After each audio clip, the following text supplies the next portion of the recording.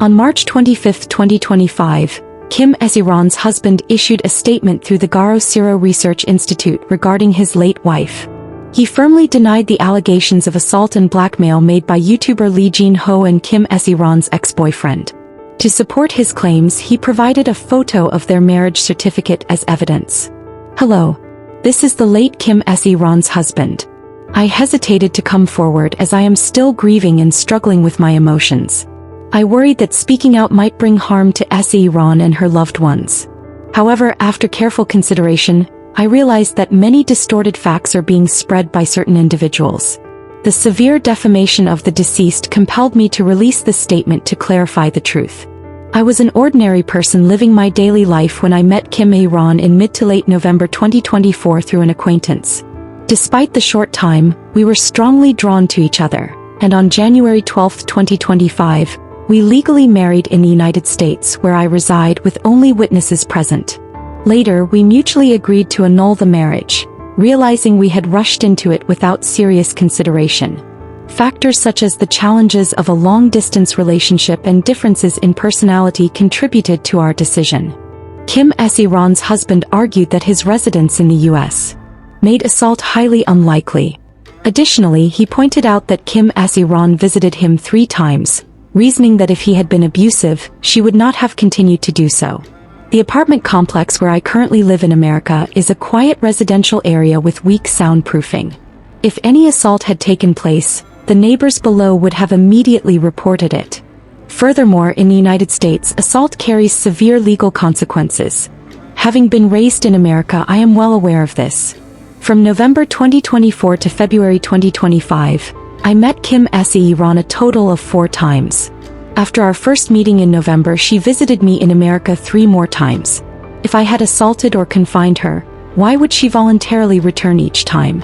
I was always concerned about her long flights and the strict immigration process she had to go through, so I did my best to support her financially and emotionally, ensuring she was comfortable whenever she visited.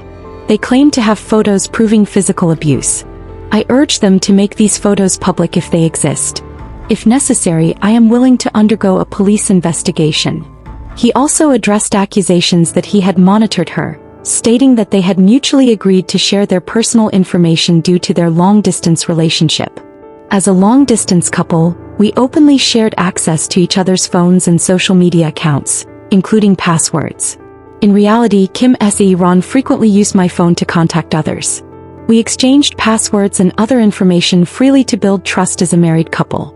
Whenever she was in America, we were always together, sharing everything without secrets. I am unsure how this was misinterpreted as monitoring her moves.